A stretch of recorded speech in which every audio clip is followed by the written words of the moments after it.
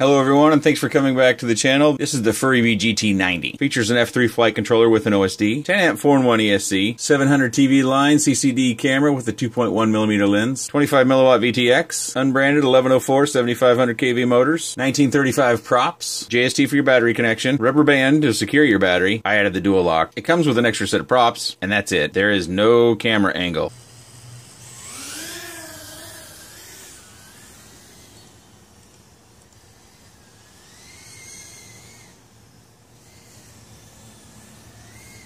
Even though the winter is dull and drab, the camera looks pretty good.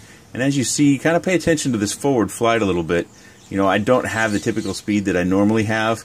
You can get some, but it's very, very limited. And it's actually, I felt it was quite difficult to fly with the camera being so level.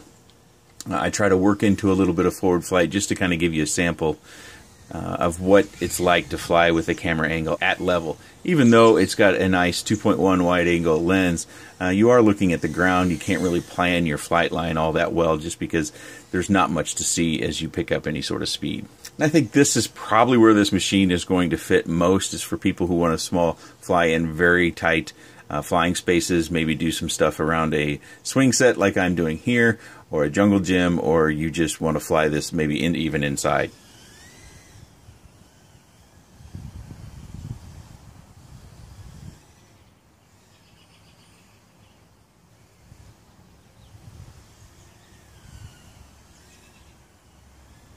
Here in a moment, I go ahead and I try to give it some more forward flight. And when you're watching videos of this machine, you kind of have to be careful. Just as I did right there, I kind of I brought in some altitude and then brought some forward speed in to create an angle to which I can still see a little bit and get some forward flight. So if you're watching flight reviews of this, you should know that you can create the illusion of the ability to fly fast forward by increasing your height. And if you've got one of these, that may be just what you need to do. You have to kind of fly in a wave format where you're going up and down in order to increase your forward flight speed.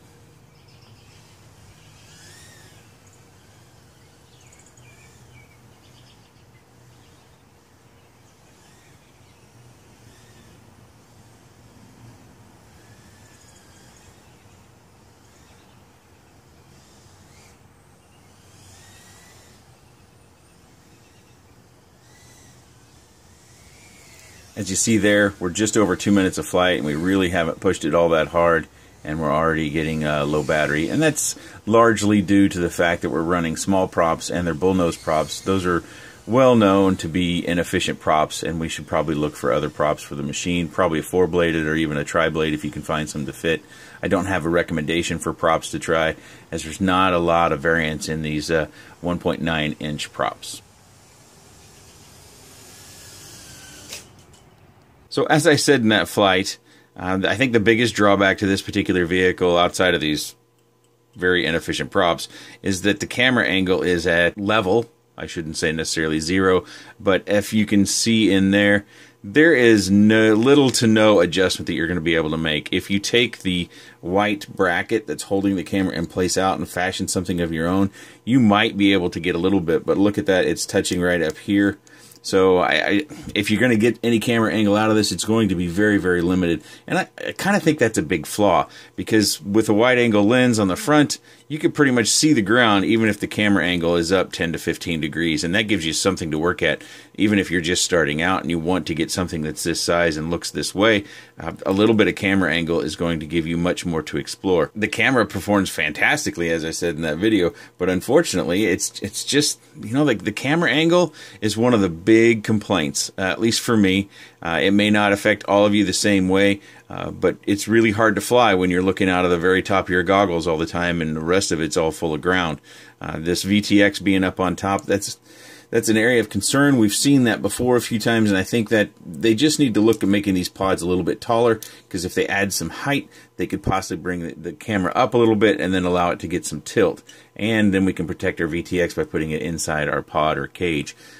It does give you easy access to the button to change your channels, but I mean, it's got the foam tape to help protect it in a crash, but it's still very, very exposed. I would say if you get this and you fly it over concrete, you're probably going to be replacing these left and right if you ever crash. I don't think there's too much more to say. For me and this product, I would say it's just a pass. It's not that it's terrible or that it's bad or it's got some singular flight flaw. It's just the series of components here with the VTX being on top and not having any room inside to mount the VTX, and there being almost no camera angle or no camera angle depending upon your perspective, and the inability to increase camera angle. I think that's going to keep the market for this particular vehicle very, very small. And for me, it's a pass. I would never do anything other than to take these components out and put it in some other frame. And if that's the case, just buy something else. Don't buy this one. I think, you know, we've seen this purple housing case CCD camera before, but unfortunately it's just completely unlabeled, so we don't know exactly what it is. It's probably the FuriBee branded CCD camera that they have on the GearBest website, but we can't say that for sure. But that's probably the highlight of this, is the camera and the color quality and the image sharpness. It looked pretty good, at least in my view. So if you got one, I hope you're enjoying it. I hope it flies just as well as you see here. I do think, I did see Albert's review. He's one of the few reviewers that I do watch, and he had a lot of problems with his. So if you didn't see Albert's review, you should jump over to his channel and check out his review as well. He had lots of issues with vibrations and trying to tune that out. I didn't have the same problem. I'll share my PIDs that I had worked up to, but quite honestly, I didn't work on the PIDs all that much, just because the limited flight angle in my flying space meant that I was pretty much just kind of slowly hovering forward most of the time. I think it can be a nice close proximity if you're wanting to do something like fly around swing sets and stuff like that, because you don't need much camera angle in those cases.